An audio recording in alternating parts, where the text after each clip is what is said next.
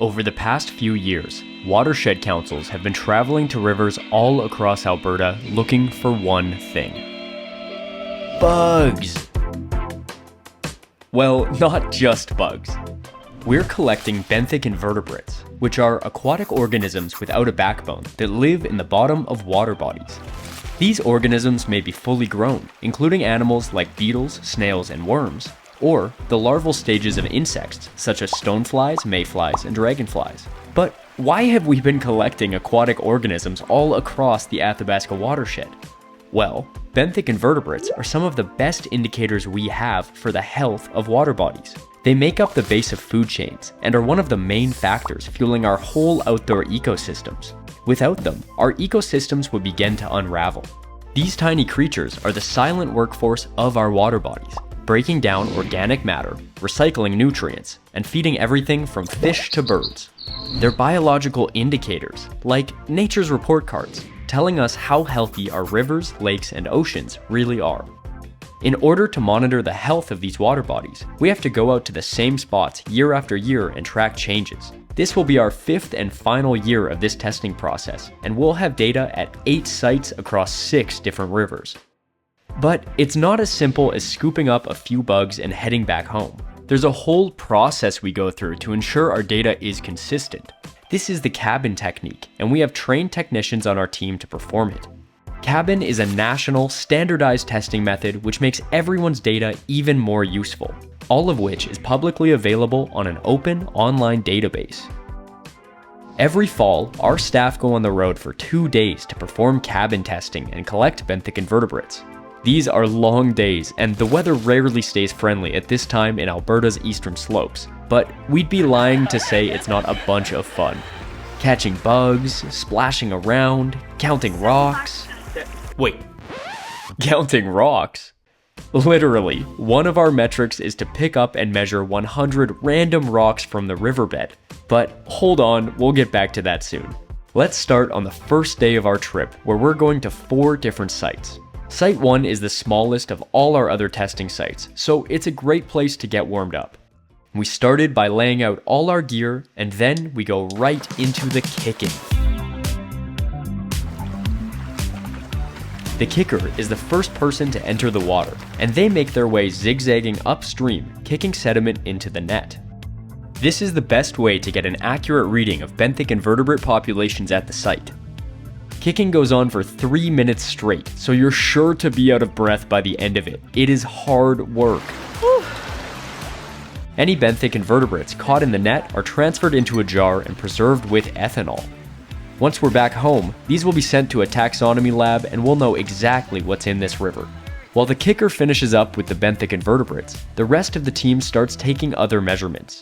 Physical characteristics of the water body are measured, like depth and flow rate, as well as parameters in the water such as conductivity, dissolved oxygen, temperature, and acidity.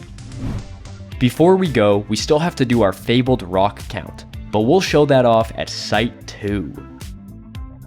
This site features a wider, faster flowing river than our last, but the plan is the same. Once again, we're starting the process with kicking, making sure to get a full, accurate sample of benthic invertebrates. So basically everything inside the net counts as a sample, but everything outside the net doesn't. So I like to just try and get everything into this little container that catches all the bugs and rinse it in the stream to get everything down in here. So it's just a little easier for processing.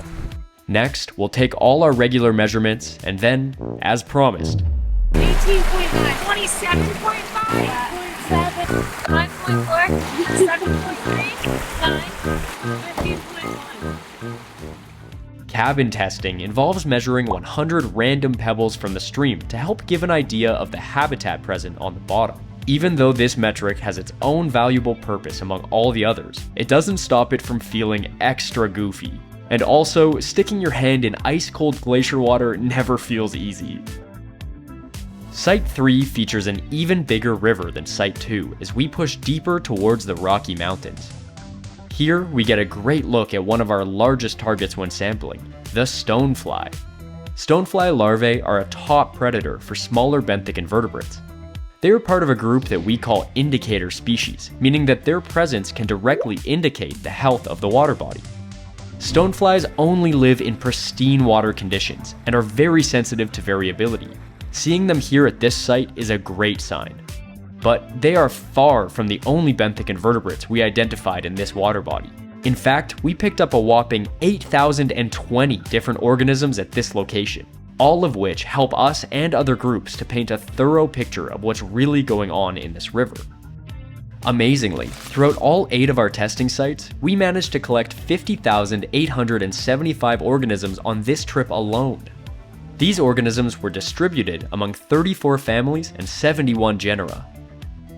For many of these benthic invertebrates, identification to species level is not possible due to the tiny size of the sample specimens, but it's safe to say that we found a lot of different species. And not to brag, but we also found about 100 rocks before we moved on to Site 4. At this site, we encountered some of the unfriendly weather I was talking about earlier. Rain started pouring down and we made quick work of our procedures so that we could wrap up our day and get an early start on tomorrow's sites.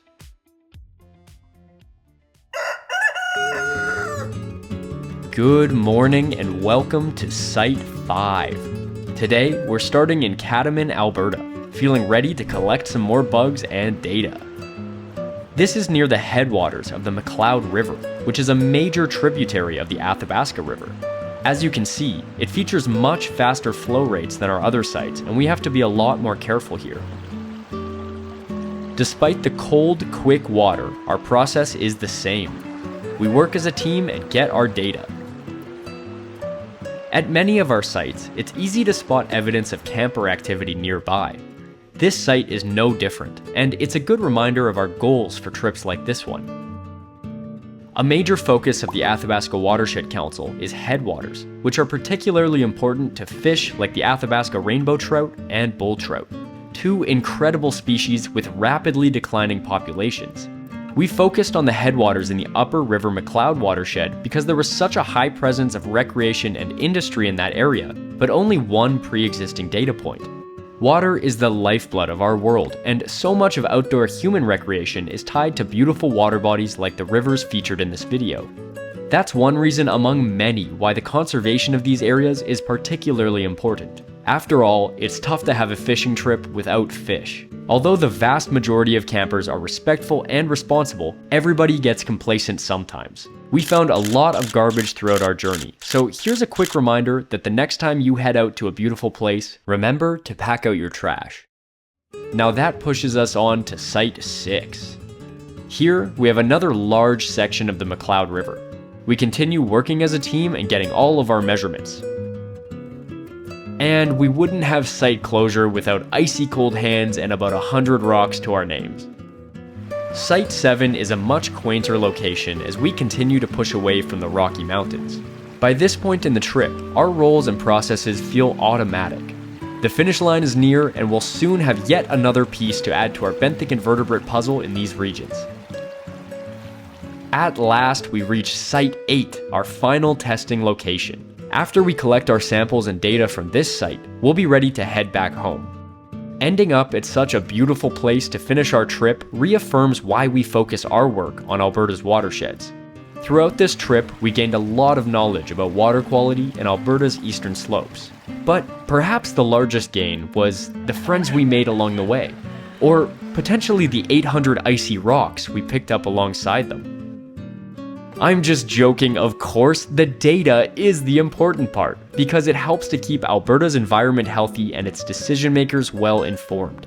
Since we're heading into our final year of testing, you can keep an eye out for our complete data set of benthic invertebrate populations coming out in 2026.